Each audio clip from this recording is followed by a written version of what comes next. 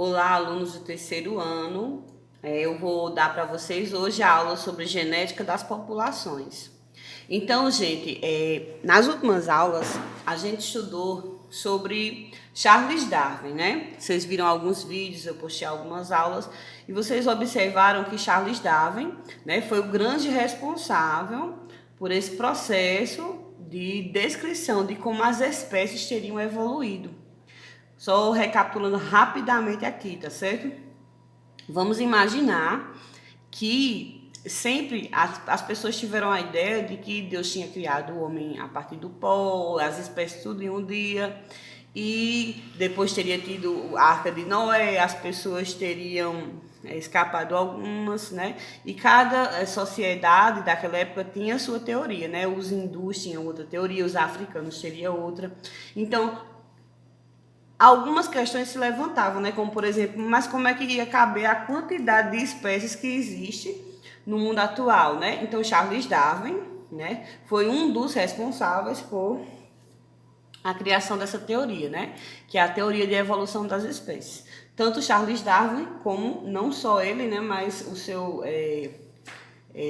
parceiro Wallace, né? Que eu também falei nas aulas passadas. Então, gente, atualmente, né, nós temos, claro, que outros conhecimentos depois do que Charles Darwin disse. Então, é como se os conhecimentos dele parcialmente foram ficando obsoletos. Então, óbvio que na época dele não teria tanto conhecimento como se tem nos dias de hoje. Então, hoje existe a teoria da síntese moderna evolutiva. Na época de Charles Darwin, ele lançou uma teoria, porém, por causa de alguns outros conhecimentos, hoje se compilou, né, a síntese moderna evolutiva. Como também, óbvio, daqui para frente será descoberto novas coisas e serão acrescentadas se necessário, tá certo? Então, vamos imaginar o seguinte. Nessa época, né, agora 1900 e alguma coisa, né, no último século, o que ocorreu? Foram surgindo novos conceitos, como, por exemplo, gente, o conceito de sistemática. O que seria sistemática? Na sistemática, fosse estudando, né, as pessoas que estudam sobre o parentesco dos animais, das plantas, foram se estudando. Então, foi se vendo as ramificações de semelhanças entre esses seres. Tá certo? Então, a sistemática contribuiu para o novo síntese moderna, tá certo? Ou seja, nos novos conceitos de evolução. Outro conceito também muitíssimo importante é a paleontologia. A paleontologia, né, que como eu já falei a vocês em aulas passadas, ela estuda sobre a época, né, dos vestígios de eras que nós não estávamos, como, por exemplo, a Cenozoica, a Zoica, a Mesozoica, as eras em que os dinossauros viviam na Terra e outras espécies que foram extintas, né? Outra questão muito importante também foram as questões da genética, né? Na época de Charles Darwin, não se tinha tanto aprofundamento assim das leis de Mendel e também da genética moderna. Então, a genética moderna também contribuiu para essa nova característica de evolução, né? E o que mais? Justamente a contribuição evolutiva, né? De que as espécies elas teriam um ascendente, um ancestral, e aí elas iriam evoluindo até chegar nas espécies atuais. Agora, para que a gente venha entender, né, é muito importante a gente conhecer, gente, o conceito de espécie, tá certo? E o que seria uma espécie? Gente, espécie é um agrupamento de populações naturais intercruzantes, ou seja, o que seria isso? Para que um indivíduo seja da mesma espécie que outro indivíduo, ele tem que ter um cruzamento, ou seja, ele tem que naturalmente cruzar. Por exemplo, se eu colocar um hipopótamo junto de uma vaca, eles vão cruzar? Eles vão ter atração um pelo outro e vão cruzar? Será que eles vão gerar um descendente? Eles não vão fazer isso, né? Então, eles não são seres da mesma espécie, tá certo? A outra parte é reprodutivamente isolados de outros grupos com as mesmas características. Então, para que o indivíduo seja da mesma espécie, além de cruzar entre si, eles têm que ter o quê? além desse cruzamento, tem que reproduzir um ser vivo que seja capaz de reproduzir também.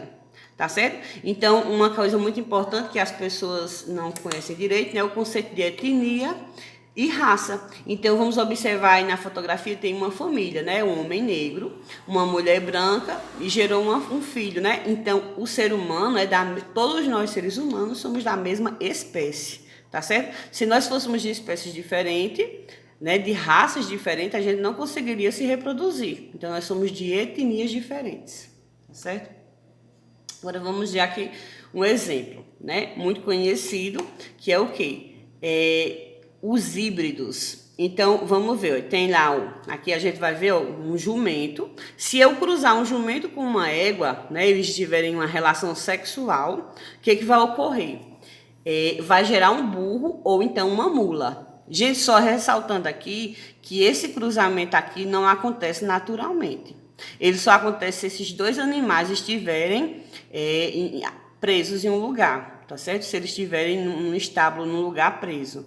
Na natureza, naturalmente, eles não fariam isso, tá certo? Outro grande exemplo aqui é o cavalo com a jumenta. O que vai acontecer? Um bardoto, tá certo? Então, se esses animais aqui, eles são animais híbridos, ou seja, eles não se reproduzem, tá certo? Então, o que a gente vai entender aqui? Que a égua é um indivíduo, é uma espécie, e o jumento é outra espécie. Do mesmo jeito é o cavalo, a jumenta, tá certo? Eles não são da mesma espécie, apenas aqui o cavalo com a égua, tá certo? Eles dois são da mesma espécie. Se eles dois cruzar, ou eles vão gerar uma égua ou um cavalo.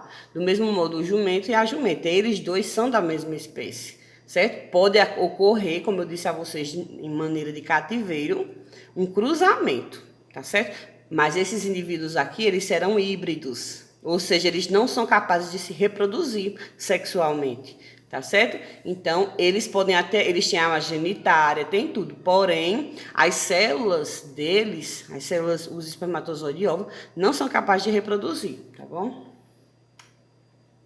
Então, para a gente entender, né, sobre como é que a nova teoria evolutiva de como se entende que as espécies evoluíram a partir umas das outras, a gente tem que pensar nisso aqui. Que existem princípios, tá certo? E esses princípios são o quê? O primeiro deles são dois, tá certo? O primeiro deles é o quê? Que a variação genética surge a partir de mutações ao acaso e da recombinação gênica. Gente, vamos observar o seguinte. Isso aqui, ó, eu vou explicar a vocês que isso aqui é um DNA, tá bom? Então, imagine o nosso DNA, ele é enorme, ele é cheio dessas combinações aqui, tá certo? Então, todos nós temos um DNA com essas características fixas, tá certo? Então, se eu pegar o meu DNA e for ler um mapa genético, todas as minhas células do meu corpo, todas, elas vão ter um mapa idêntico, umas das outras. Por exemplo, se eu pegar uma célula do meu neurônio e mapear o código genético dela, vai ter umas características. Se eu pegar uma célula da minha pele e mapear, vai ser igual ao meu neurônio. Ou seja, independente de que célula do meu corpo for, ela vai ter as mesmas características genéticas, porém, ela vai se expressar de maneira diferente ali na minha célula. Mas ela vai ter toda a minha combinação genética, tá certo? Então, esse princípio seria o quê? De que existiam mutações para que surjam novas espécies. Ah, como é que surge um tracinho vermelho lá numa flor, certo? Então, seria explicado o quê? É uma mutação genética. Então, a mutação genética vai ocorrer de maneira a modificar lá no DNA daquela espécie uma mutação, uma coisa diferente e nova, tá certo? Agora também o outro princípio é que as populações evolutivas, por causa de algumas mutações, vai ocorrer, tá certo? Por exemplo, elas vão se misturando e ali vai ocorrer algumas variações. E eu vou falar hoje para vocês, tá certo?